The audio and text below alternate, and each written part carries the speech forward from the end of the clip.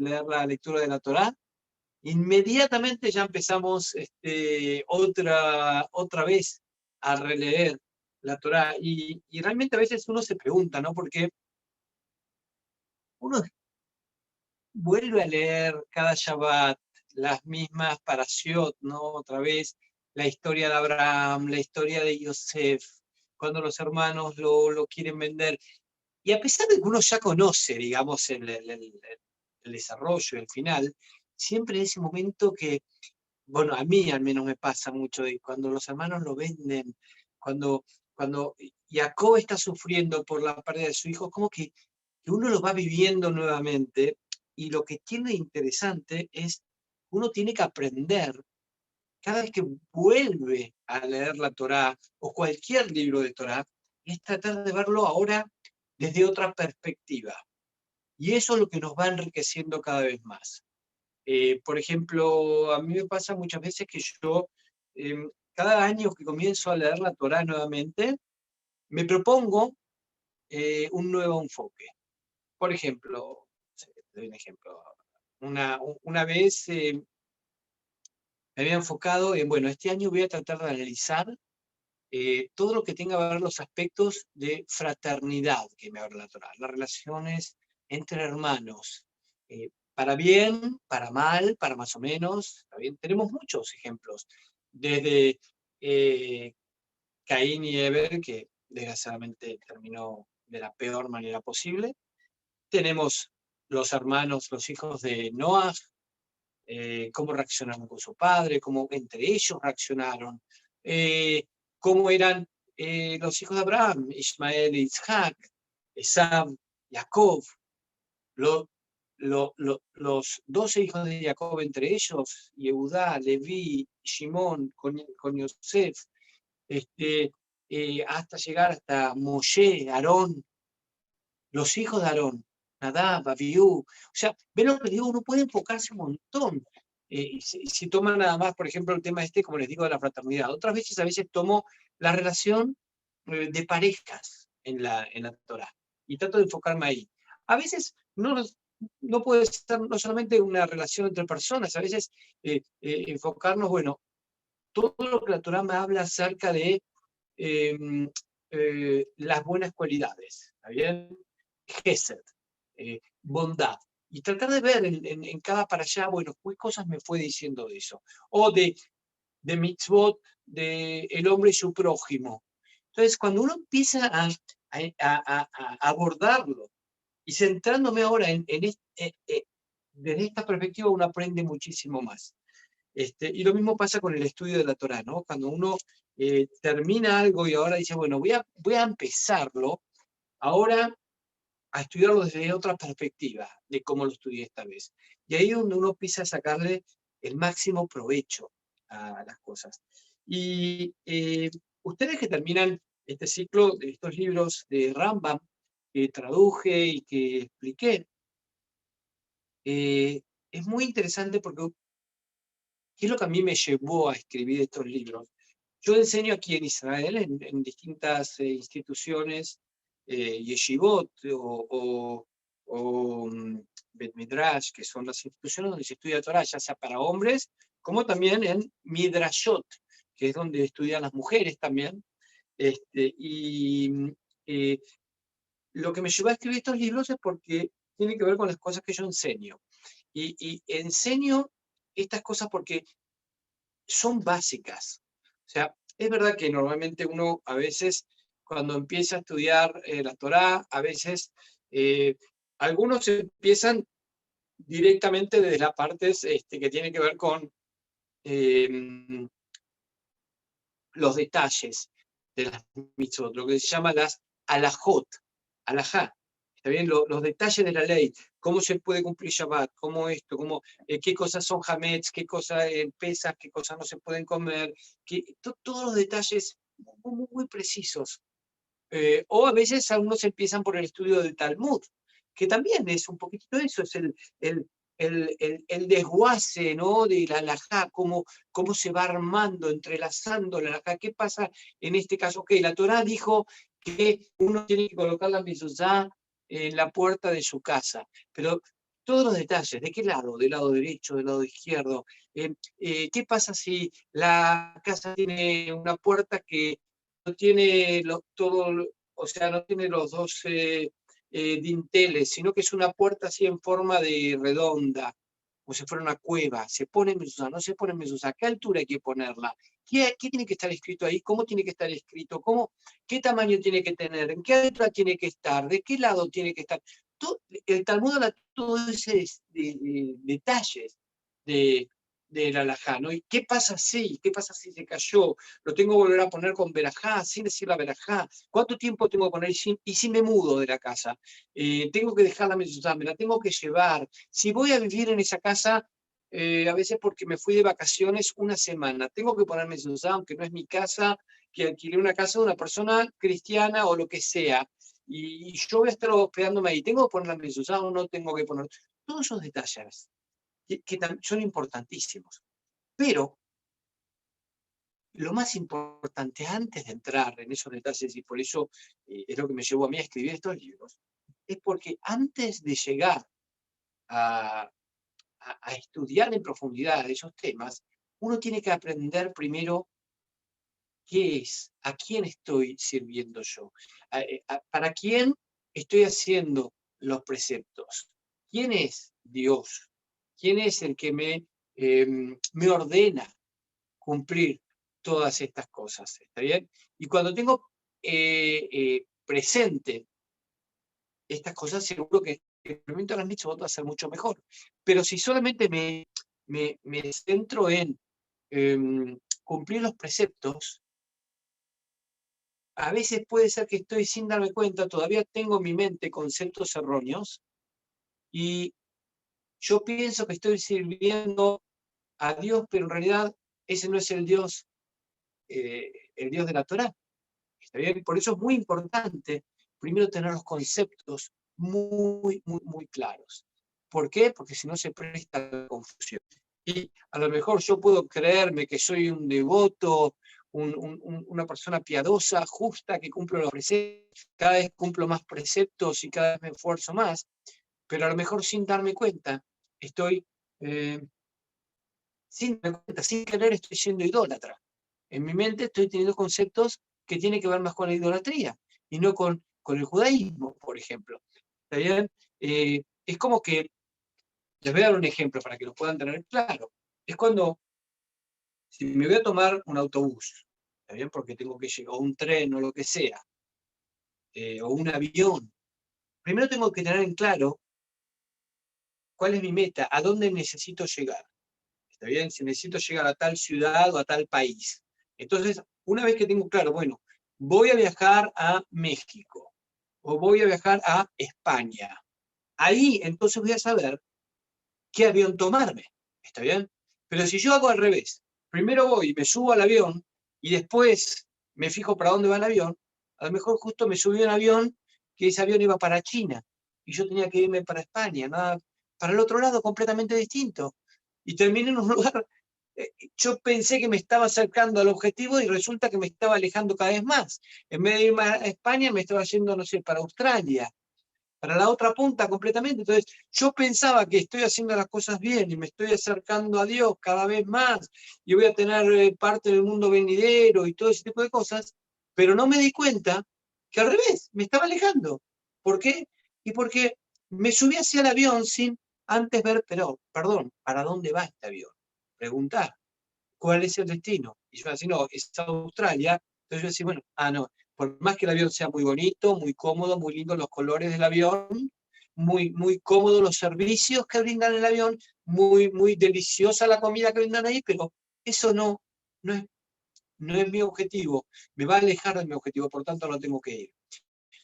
Entonces, una vez que tengo primero bien claro estos conceptos, ahora cuando uno cumple los preceptos, ahora sí cada vez se acerca más a Dios. Pero si no tengo claro eso, ahí me puedo confundir. Por eso es muy importante saber, por ejemplo, el libro de los 13 principios de fe. ¿Qué cosas, cuando yo no pienso así, ya estoy fuera del judaísmo o de lo que es el conocimiento de Dios? O como en el Pirkei Avot. El Pirkei Avot vimos que es realmente concentrarme en perfeccionar mis cualidades, porque cuando una persona empieza a tener sus cualidades mejor, mucho más efectivo va a ser el cumplimiento de las mitzvot. ¿Está bien? Y justamente este tema tiene mucho que ver con la porción de la Torá que se lee esta semana, la Parashat Shabua. Yo tengo unos libros también que escribí sobre Parashat Shabua. Este es uno de ellos, que es justo el de Shemot. Y el de esta semana, entre otras las cosas que escribí, tiene que ver con, es la semana que se lee los 10 mandamientos en la Torá. ¿Está bien?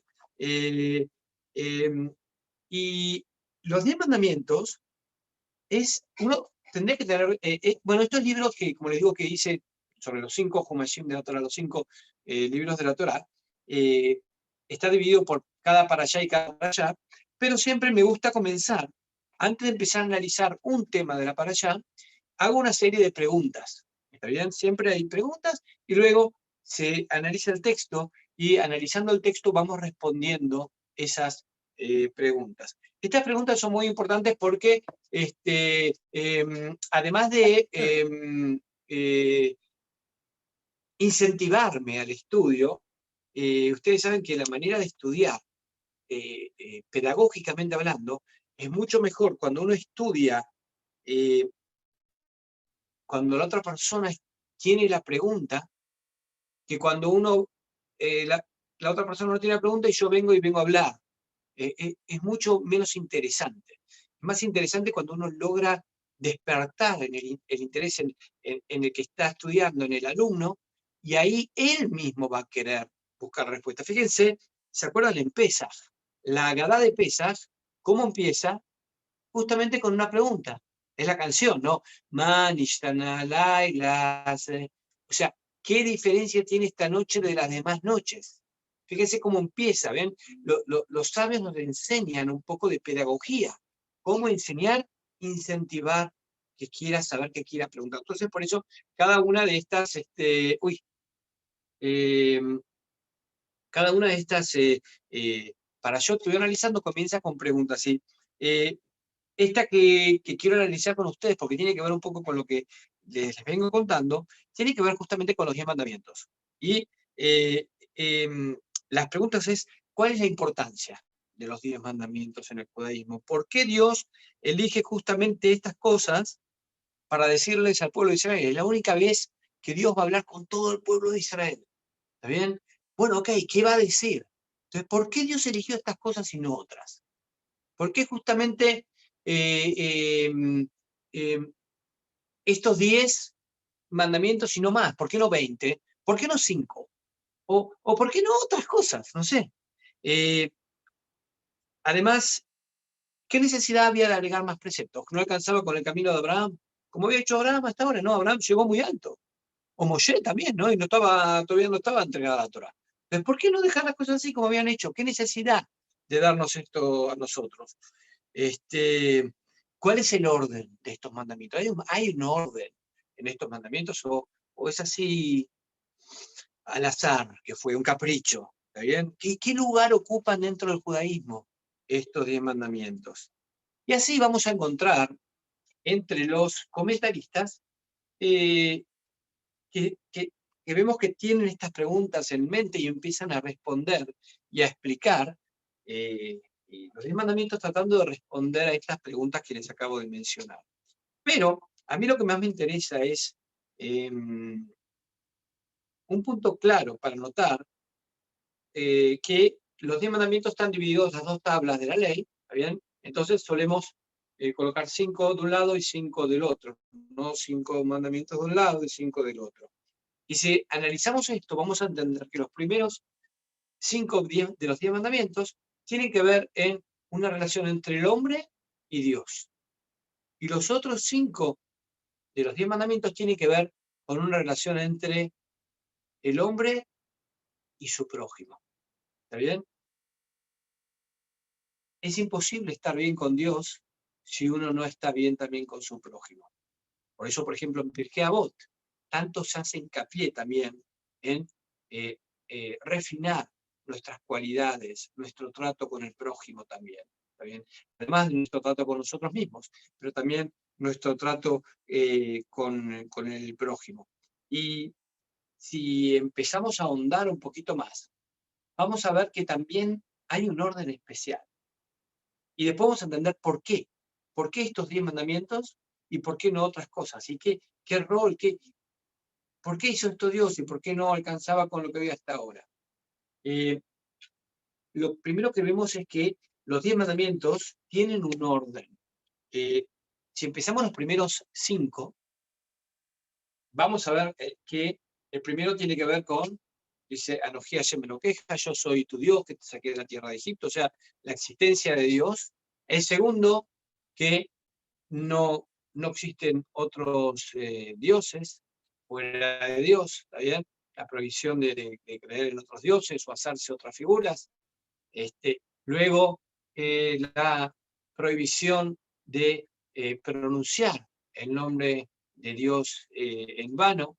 Luego viene el mandamiento del cuarto, el Shabbat. Y el quinto, el último de estos primeros 5 es respetar a los padres, también honrar a los padres. Si prestamos atención, vamos a ver que comienza el primero y el segundo mandamiento, ¿cómo se cumplen? Ya, saber que Dios existe y no cometer idolatría, básicamente se cumplen con el pensamiento, ¿verdad? Intelectualmente. Luego viene el precepto de no pronunciar el nombre de Dios en vano, ¿está bien? No jurar en falso, ese tipo de cosas. Que ahora, ¿cómo se cumple este precepto? Más que nada con el habla, hablando. Y por último, después tenemos el precepto de el Shabbat también, perdón, hacer el Kiddush, el Abdalá y todo eso, también con el habla, santificando el día del Shabbat. Y por último, tenemos también el precepto de respetar a los padres, que ahora sí se hace con acciones. Por ejemplo, atendiéndonos, no sentarme en el lugar del padre, ayudándolos en todo lo que precisan. Ahí se tiene que ver bien con acciones. O sea, como vemos, comienza con el intelecto, con el pensamiento, luego con el habla y luego con la acción. ¿Está bien? ¿Ven el orden? Intelecto, habla, acción. ¿Está bien? Esto es cuando nos referimos a Dios. En la segunda tabla, en lo que tiene que ver con el hombre y su prójimo, comenzamos con no matar, no robar, que tiene que ver con acciones. Luego es no,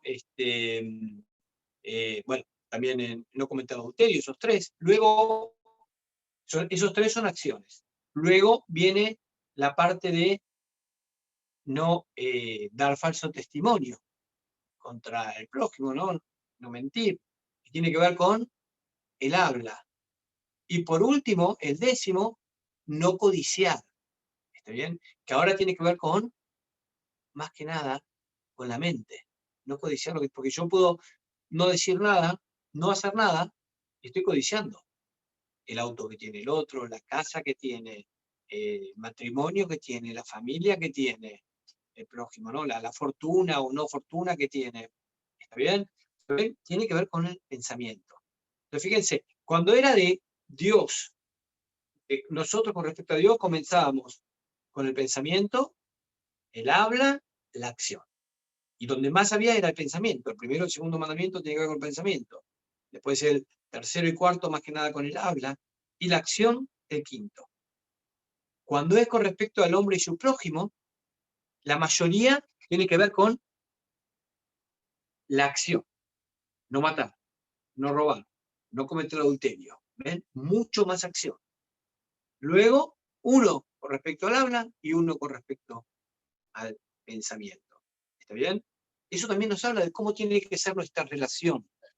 ¿Ven lo que les digo? Que cuando estamos hablando con respecto a Dios, antes de tanto poner en práctica las mitzvot, es muy importante saber, primero, entender bien qué es Dios, a quién estoy sirviendo yo.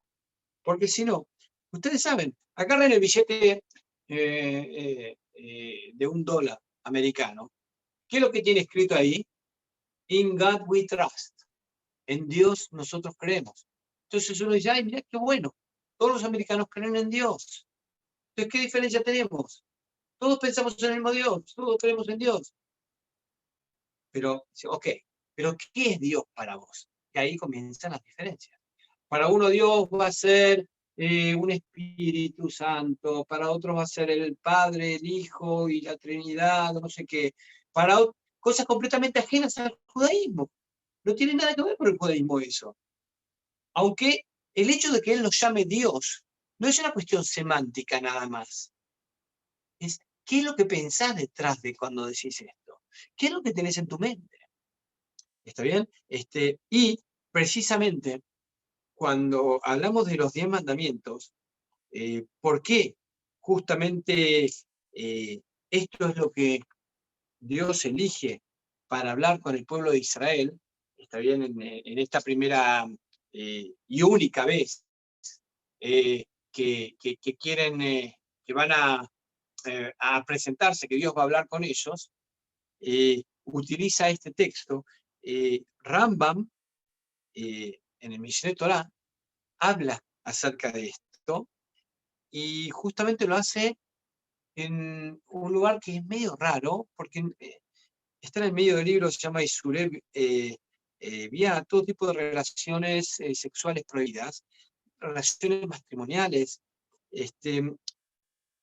y ahí justamente es donde habla leyes que tienen que también que ver con la conversión. Ahí. Y porque como habla siempre de con quién se puede casar, con quién no, entonces una persona que se convierte, si se convierte porque se quiere casar, si la conversión es válida o no. Entonces ahí habla de cómo debe ser hecha la conversión. Y nos dice que la conversión consta de 3 pasos. Aún en el día de hoy, una persona que se quiere convertir consta de 3 pasos, ¿no? Si es un hombre, 3 pasos, si es una mujer, 2. El primer paso en el caso del hombre tiene que ver con la circuncisión, luego la tevilá, y el tercer paso, si el templo de Jerusalén estaría en pie, es que tiene que llevar una ofrenda a Dios. Esos son los 3 pasos. La mujer, obviamente, solamente el tema de la circuncisión está exenta, y lo que hace es la tevilá, o sea, el baño ritual, y con ello ya hoy en día termina la conversión ahí, pero en realidad en la época del Betamigdash también la mujer que se convertía tenía que traer una ofrenda al templo. Ahora bien, cuando el pueblo de Israel llega al monte Sinaí, lo primero que pasa es, antes de salir de Egipto, todo el mundo se circuncidó. Moshe y Aarón circuncidaron a todo el pueblo de Israel antes de salir de Egipto. ¿Está bien? Lo segundo es, cuando lo lean esta semana, presten atención, que dice que Moshe les dice al pueblo, purifíquense y esténse limpios y preparados y puros, porque dentro de 3 días se va a revelar la presencia divina. O sea, vemos que el pueblo de Israel hizo lo que se llama tevilá, un baño ritual para purificarse. Tenían que cambiar sus vestiduras y todo para estar puros. Y luego de los 10 mandamientos nos cuenta Moshe que leyó los 10 mandamientos y hizo una ofrenda a Dios, hizo un pacto, ¿está bien? Y salpicó con la sangre de esas ofrendas al pueblo de Israel, y ahí quedó sellado el pacto entre el pueblo de Israel y Dios. En otras palabras, con estos 10 mandamientos, lo que ha sucedido fue la conversión del pueblo de Israel, de ser el pueblo que salía de Egipto a pasar a convertirse en el pueblo de Dios. Y fue una conversión. Y de ahí aprendemos los pasos cuando una persona se quiere convertir al judaísmo. ¿Está bien? Y ahí también nos dice lo mismo, nos dice que cuando una persona, mira lo que dice Rambam, lo primero que debe hacer es enseñarle los principios de la fe judía, de la emuná, y debe extenderse mucho en estos temas, dice Rambam, cuando está preparando a una persona que quiere convertirse, debe explicarle y extenderse mucho en estos conceptos, y luego también enseñarle el cumplimiento de las mitzvot, las halajot, pero ahí no hace falta extenderse demasiado. ¿Está bien? Explicarle, pero después que él lo aprenda, o sea, más adelante. Pero para la conversión en sí, hace falta primero extenderse mucho y que entienda bien los conceptos del judaísmo y después también un poco los preceptos. Con eso ya alcanza para esta primera etapa de convertirse. Después, obviamente, tiene que profundizar en los detalles. Y vemos que así pasó con el pueblo de Israel en el monte Sinaí, cuando le damos esta semana justamente los 10 mandamientos. Cuando hablamos acerca del judaísmo, tenemos que extenderlo al principio, los principios del judaísmo, las bases del judaísmo, tenemos que explicarlos, extenderlos, estudiarlo bien en profundidad. Y después, una vez que eso está claro, ahora sí, pasar a la segunda etapa, que tiene que ver el cumplimiento de los preceptos, de las mitzvot, estudiarlos más en profundidad, ¿está bien? Porque si no, nos va a pasar que a lo mejor estoy cumpliendo y siendo muy, muy detallista en el cumplimiento de los preceptos, pero no me doy cuenta que estoy teniendo un grave error conceptual.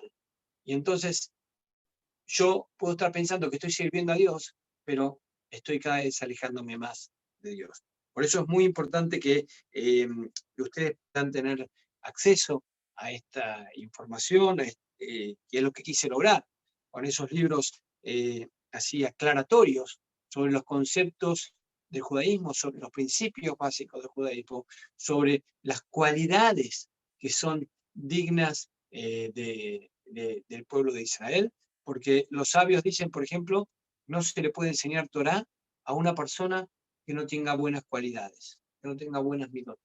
¿Está bien? Si no tiene buenas midot, está prohibido enseñarle Torah. Es por eso que primero uno comienza así, enseñándole con el Pirkei Avot, enseñando todo ese tipo de cosas. Una vez que ya adquirió ese nivel, ahora ya está en posibilidad de ingresar al estudio de la Torá, que es un estudio un poco más profundo, pero teniendo esa base de buenas cualidades, porque si no sería un muy mal ejemplo, lo que sería un Hilul Hashem, ¿no? Una persona teóricamente devota de Dios, que se cuida tanto de los preceptos de Dios, pero vemos que tiene tan malas cualidades, esa persona se Hilul Hashem.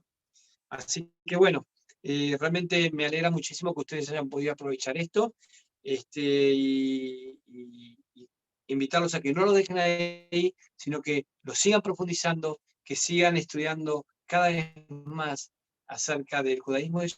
Esto fue solamente el comienzo, ¿no? Como les dije recién, la preparación, saber a quién estoy sirviendo, a quién me quiero acercar, a quién me quiero pegar, y ahora entonces sí, ponerlo en práctica y llevarlo a los hechos, así como lo hizo el pueblo de Israel, después de que recibió las tablas de la Torá, empezar ahora a estudiar toda la Torá y ponerla en práctica.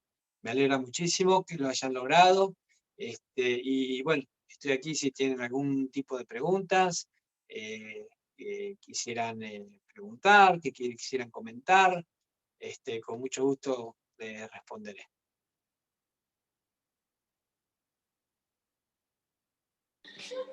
Pueden hacer la mano si desean, o si no, pueden abrir el micrófono. No todos a la vez, por favor. Entonces, para poder hacer una pregunta al rabino, si es que necesitan, antes de que le haga yo algunas preguntas. Sí, sin miedo, por favor. No todos a la vez. Entre paréntesis les quiero decir que estábamos junto con Renan, tratando de conseguir mandarles por correo los libros, pero justamente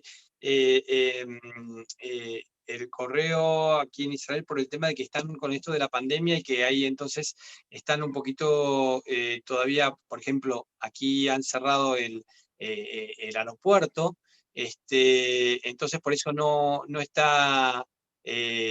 no está funcionando el correo para mandar los libros a, ¿cómo se llama? Ecuador. A, a, a Ecuador. Entonces, por eso que todavía no lo hemos podido mandar, pero en cuanto podamos, sí, les vamos a llegar los libros. ¿Querías preguntar algo? Me parece, Diego, tienes que abrir el micrófono. Shavuot Raf, muchas gracias por su presencia una vez más. Bueno, Laila Tov por allá por Israel. Más que una pregunta, Raf, como siempre es agradecerle por su tiempo, ¿no? Y lo importante que en el curso de Renan y todo este curso que seguimos es lo que usted acaba de mencionarnos, ¿no? Que no podemos ir a la Torá directamente, no podemos de pronto saber qué medio de transporte o en qué camino nos vamos a meter si es que no tenemos claro un fin. Decía, me parece, se me fue el nombre, pero el autor de 7 hábitos de la gente altamente eficaz. En el segundo hábito dice, comienza con una meta. Entonces, siempre es importante antes de meternos, como usted sabe, ¿no? La halajá, el tema del Talmud, Pirkei Avot y todos esos detalles que son muy importantes, pero que son técnicos, entender el por qué nosotros vamos a meternos en este camino, qué es la paz espiritual, qué es la paz con uno, con la familia, y lo principal, ¿no? ¿Quién es Dios? Es una pregunta, yo creo que a lo largo de los años se han hecho muchos filósofos, muchas personas, y todavía se siguen haciendo esa pregunta, ¿no? Y entender ese detalle, entender cómo nosotros podemos responder a esa pregunta es muy importante. Así que, Rabino, muchísimas gracias. Para nosotros ha sido una gran ayuda. Esperamos esos libros con muchas ansias aquí con mi esposa, mi familia. Gracias a Renan, gracias al curso, ¿no? Y pues nada, saludos cordiales y esperemos tenerle muy pronto por acá, Rabino. Con mucho gusto, muchas gracias. Muchas gracias. Vi que algunos me estaban preguntando también cómo conseguir los libros en Perú. Bueno, si ustedes me envían un email o un WhatsApp con alguna dirección, apenas empiece a andar nuevamente el correo en forma regular, les puedo enviar también los libros. Si quieren, pónganse en contacto con Renan y que él les dé mis datos o le piden a él y que él me diga y yo se los envío con mucho gusto. Rabino, hay una pregunta que es, quisiera ver cómo usted la esclarece. Después de haber estudiado todo y que Dios no cambia, ¿verdad? No tiene una imperfección. Es el motivo del rezo a la plegaria. En el momento que sabemos que de pronto por nuestras malas acciones o nuestras buenas acciones, todo tiene una consecuencia. Pero ¿cómo explicar, por ejemplo, cuando alguien reza para que cambie un veredicto? Si Dios ya conoce todo, ¿verdad? Ya conoce todo, ya sabe todo lo que va a suceder, no hay nada de imperfección en él. ¿Cómo puede explicarse ese tema de que exista una especie de cambio aparentemente para nosotros, ¿verdad? Pero Dios no va a cambiar.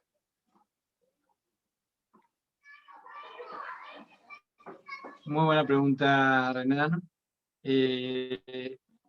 Tu pregunta es muy profunda y la podría ampliar más también. Para esa pregunta yo tengo un seminario. Son unas el más corto son unas 7 clases, pero es muy, muy interesante. Y ahí lo que vamos analizando, que también el título depende, ¿no? Para la gente, es cómo hacer que mis rezos sean escuchados o por qué Dios no escucha mis plegarias o cosas por el estilo. Y ahí en lo que empezamos a analizar es cómo funciona la tefilá. Como te digo, no te voy a poder responder porque necesitaría, si quieren, con mucho gusto en algún momento lo hacemos, comenzamos una pequeña tanda de clases sobre la tefilá, pero para orientarte, te voy a decir qué es lo que no es la tefilá, ¿está bien? Normalmente la gente piensa que la tefilá es eso, es la expresión de mis sentimientos a Dios, mis pedidos a Dios, agradecimiento a Dios. ¿Está bien? Es lo que la gente suele hacer en la tefilá, ¿no? Pedir, pedir, pedir y pedir y pedir y seguir pidiendo. Algunos también se acuerdan de agradecer, algunos, y unos menos, a veces hasta de alabar a Dios sin ninguna condición. No porque me fue bien, no porque me pasó esto, o no porque quiero que me pase esto. Y entonces, claro, cuando tenemos estas bases, pensamos que eso es la tefilá, ahí surgen las preguntas como las que tú dices. ¿Cómo puede ser, si Dios ya sabe todo, entonces, Él no necesita que yo le esté diciendo qué es lo que preciso? Él ya lo sabe. ¿Está bien? Él ya sabe que mi abuelito, si está enfermo, o que alguien necesita estar en el quirófano, o que alguien necesita pasar el examen, o que alguien necesita encontrar pareja, o que alguien está teniendo problemas, ya lo sabe. No necesita que yo se lo recuerde. ¿Está bien? Y si él decidió que sea así, entonces yo no lo voy a cambiar. Entonces, esas preguntas surgen, y son muy buenas, surgen porque nuestro concepto de la tefilá es ese. Pero la gran novedad, un poco empezamos a analizar en ese seminario, es que la tefilá no es eso. Es otra cosa completamente distinta. Y cuando lo empiezo a entender, ahí voy a ver cómo funciona la tefilá. Y entonces, cómo hacer que la tefilá sea más efectiva. Y entonces, cómo poder sí hacer lograr cambios por medio de mi tefilá. Pero como te digo, es largo. Tomamos la palabra, Raf, entonces, por favor, díganos cuándo tiene su tiempo y armamos un pequeño curso acerca de la tefilá y cómo funciona, que de seguro Con mucho gusto. va a ser muy interesante unir todo eso de la tefilá con todo lo que hemos aprendido esta vez con sus libros y tener un 100%, concepto sí, con mucho claro. gusto. Con mucho gusto vemos cuándo coordinamos en cuántos encuentros lo hacemos, y en base a eso lo voy armando, porque a veces, debo repetir, esto es un seminario que doy, cuando lo doy, por ejemplo, en la Yishbot, a veces doy una vez por semana, entonces me dura un semestre, o sea, son casi unas 17 clases. A veces lo doy como seminario y entonces lo reduzco a 3, 4 clases. Entonces, bueno, después si quieres coordinamos entre nosotros cuántas clases lo hacemos y ya ponemos una fecha y lo comenzamos si Dios quiere, con mucho gusto. Disculpe, Raf, dice que hay unas preguntas en el chat. No, déjeme Ok, ver. vamos a mirarlas. Vamos a mirar el chat entonces, a ver, un segundito. Déjenme entrar al chat. Uy, espera un minuto que no. Bye. Ok, a ver, vamos a ver. Bueno, me preguntaron de los libros, ya les dije que abrí con Renan. Bueno, que solo les di un comienzo sobre la tefilá, está bien. Y cómo entender el lenguaje de los sabios. Muy bien, es verdad, ese era el título que pusimos, que es lo que abarca básicamente la última parte del libro de Rabbi Abraham ben Rambam, y tiene que ver un poco con lo que les conté antes, de que cuando primero hacemos una preparación previa, como lo que hace el hijo de Rambam y nos enseña cómo entenderlas para los sabios, porque a veces los sabios hablan con metáforas, a veces vieron como, mismo el lenguaje español tiene como metáforas o como hasta un lunfardo a veces, ¿no? Como que palabras que se usan, supongamos, cuando queremos decir que alguien es muy valiente, a veces sí, por ejemplo, había un rey en Inglaterra, Ricardo Corazón de León. Tiene el corazón de un león, tan fuerte como un toro. ¿Está bien? Ahora bien, imaginémonos que hay alguien que, no sé, una persona de Alemania, ¿está bien? Que nunca nació en Alemania, no, y está estudiando español, ¿está bien? Y entonces, claro, todavía no llegó a la parte de las expresiones. Él estudió español literal. Entonces, cuando dicen, Juancito, wow, es como un toro. Entonces, él se imagina a lo mejor que Juan tiene momentos de una metamorfosis que se convierte en toro. ¿Bien? ¿Por qué? Porque él no entiende que es una expresión. ¿Está bien? Sí, es más grande que un ropero. ¿Está bien? Y piensa que a lo mejor sí que es. Entonces, a veces pasa, si los alumnos, por ejemplo, escuchan hablar a los rabinos, que el rabino dijo una expresión, pero que esa expresión es como una metáfora, porque no conoce el lenguaje de los sabios. Entonces piensa que cuando el rabino dijo eso de que pronunció el nombre de Dios y salió volando, él pensó que de verdad se elevó en el aire y no se refería a eso.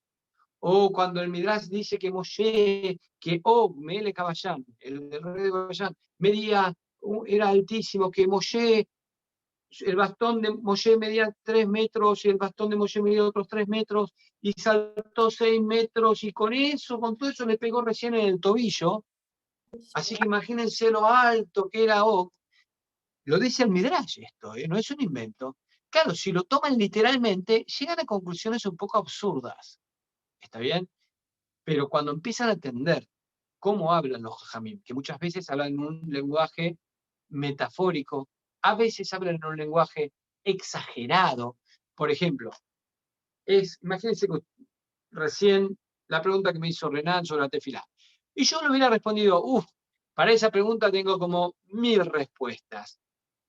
A lo mejor hay alguno que va a pensar que literalmente tengo 1000. Y no tengo 1000. Me referí que tengo muchas, pero no 1000. ¿Está bien?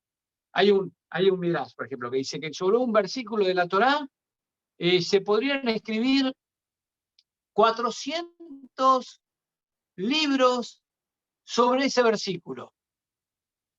La verdad, no sé qué versículo hay en la Torá que de verdad se pueden escribir 400 libros sobre un versículo nada más. O sea, ahí los sabios están utilizando un lenguaje exagerado para denotar, wow, hay mucho para decir ahí. Por lo tanto, prepárate y profundizalo, no te quedes con una sola respuesta.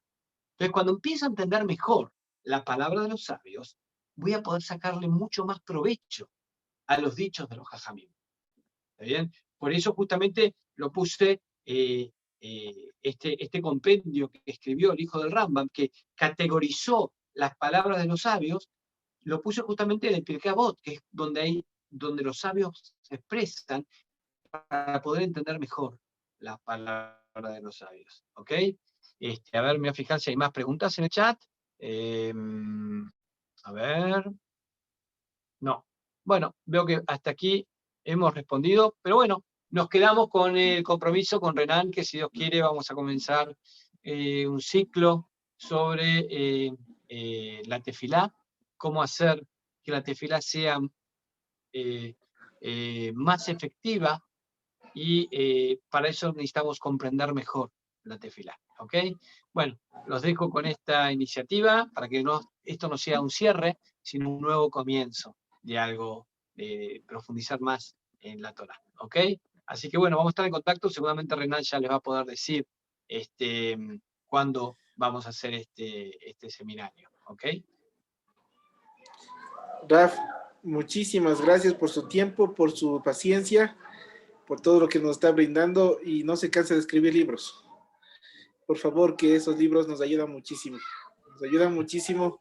Por Dios. Créalo que mi proceso de que yo tuve de conversión hace unos 5 años formal, cuánto me hubiera ayudado muchísimo estos libros. La verdad es que muy poco, como usted acaba de decir, bueno, me alegra. Enseña en el asunto intelectual, que eso es lo más importante en el sentido para poder hacer buenas acciones. Cuando se tiene claro intelectualmente la educación que nos falta, yo creo que es más fácil avanzar y mejor la forma de actuar. Con eso quiero concluir y invitarles al seminario que está con el Rabino. Vamos a coordinar fechas. Y Rabino, en cuanto usted desee y pueda, pues aquí en Ecuador tenemos un montón de gente que le quiere y le aprecia mucho. Un abrazo, una feliz noche ya todavía. Bueno, muchas gracias a ustedes por la paciencia y por la dedicación. Sigan adelante y como ya les dije, esto no es ningún final, es un recomienzo. ¿Ok? Adiós. Perfecto. Desde Jerusalén. Les envío la mejor de las bendiciones para vuestras familias, que tengan mucha salud. Me preguntaron recién sobre las enfermedades. Bueno, va a ser parte, también lo vamos a ver en el ciclo de la tefilá. Entonces, desde aquí de Jerusalén, la mejor de las bendiciones para todos ustedes. Un fuerte abrazo. Adiós. Igualmente, un fuerte abrazo, Raf. Bendiciones. Adiós. Adiós. Gracias, Raf. Muchas gracias. Chau a todos, Raf. Gracias.